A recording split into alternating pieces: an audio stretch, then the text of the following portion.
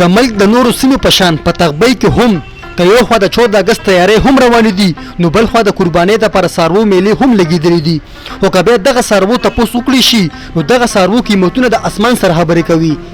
که بېپاري نه تپوس وکړی شي نو هغوی وایي دا هېڅ هم نه دي موږ ته هم په دغه قیمتونو میلو شوي دي